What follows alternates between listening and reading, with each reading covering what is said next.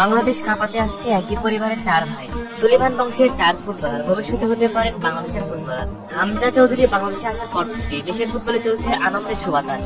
একের পর এক আসছে সুখবর। ইউরোপ আমেরিকায় খেলা বাংলাদেশের বংশোদ্ভূত খেলোয়াড়দের নিজের দেশের হয়ে খেলার জন্য আগ্রহ প্রকাশ করেছেন অনেকেই, কিন্তু এবার ঘটছে তার ভিন্নতা। একই পরিবারের চার ভাই আসছেন বাংলাদেশের হয়ে খেলতে। তারা সেই চারজন, চলুন বিস্তারিত ভিডিওতে দেখুন।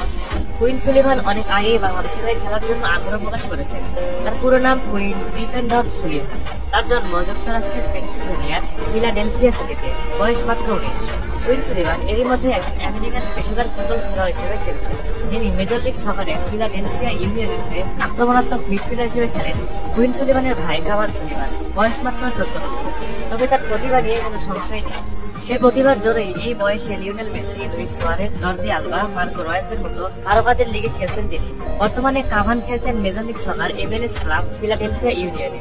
যুক্তরাষ্ট্রের লিগের ইতিহাসে সর্বকনিষ্ঠ ফুটবলার হিসেবে গত জুলাই অভিষেক হয়েছিল তার। কুইন এবং কাভান সুলিভানের আরেক ভাই রোনান সুলিভান, তিনি খেলছেন MLS নেক্সট লিগে।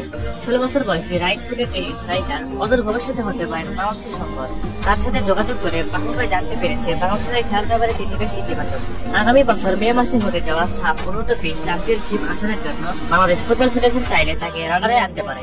তার আরেক যমজ ভাই ডেকলাইন সুলিভান, তিনি খেলছেন একই ক্লাবের হয়ে। ডেকলাইন রাইট ব্যাক পজিশনে খেলেন। সাফ অনূর্ধ্ব 20 চ্যাম্পিয়নশিপে এই দুই সুলিভান ব্রাদার্সের অন্তর্ভুক্তি দেশের ফুটবলের নতুন দিগন্তের সূচনা করবে নিঃসন্দেহে।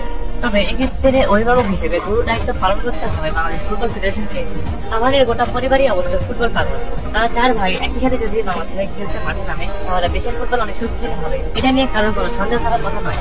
দর্শক, আপনাদের কি মনে হয় তারা চারজন দেশে হয়ে খেললে কেমন হবে বাংলাদেশের স্কোয়াড? আপনার মতামতটি আমাদের কমেন্ট করে জানিয়ে দিতে পারেন।